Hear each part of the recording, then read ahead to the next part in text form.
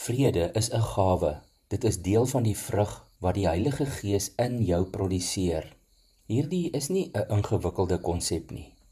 Ergens eenmal in jou lewe het jy na Jesus geroep, gebid en hom gevra om jou te red, om jou verlosser en jou Here te wees.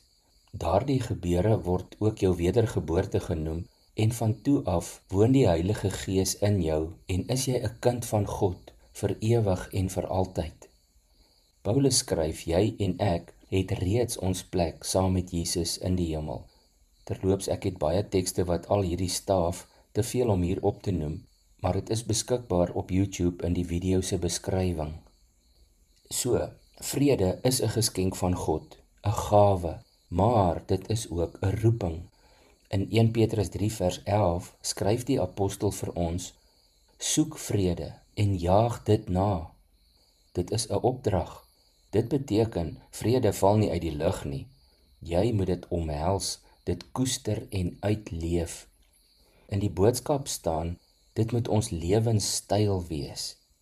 Gaan lees gerus in Lukas 1 vers 79, waar Johannes die Doper se bejaarde vader, Sagaria, oor hom 'n profetiese lofrede uitspreek en sê, Johannes se roeping is onder andere om lig te bring aan die wat in duisternis en in die skaduwee van die dood lewe, om ons voetstappe te rig op die pad van vrede. In Kolossense 3 vers 15 weer skryf Paulus, laat die vrede wat Christus bewerk het in julle harte heers of in julle harte regeer. Laat dit heers. Dit beteken jy kies om vrede te laat wen. Jy kies om vrede die finale sê te gee. Jy kies om nie elke argument te moet wen nie. Jy kies om nie elke klip op te tel nie. Jy kies om jou hart oop te hou, al is dit makliker om dit toe te sluit.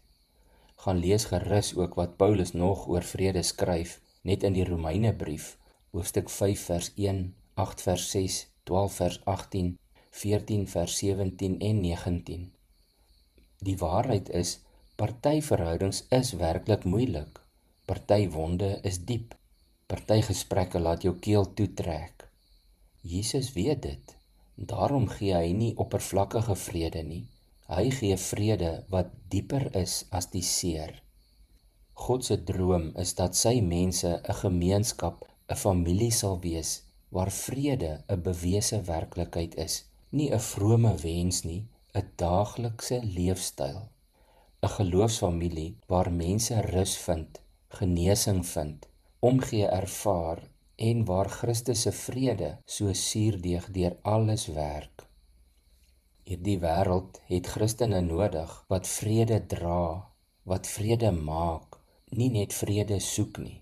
Mense wat ander help om ook rus te vind, mense wat vrede uitstraal, mense wat die Here se vrede inasem en dan uitdra in hulle gesinne, by die werkplek, na hulle bure, kerke en selfs in ons land.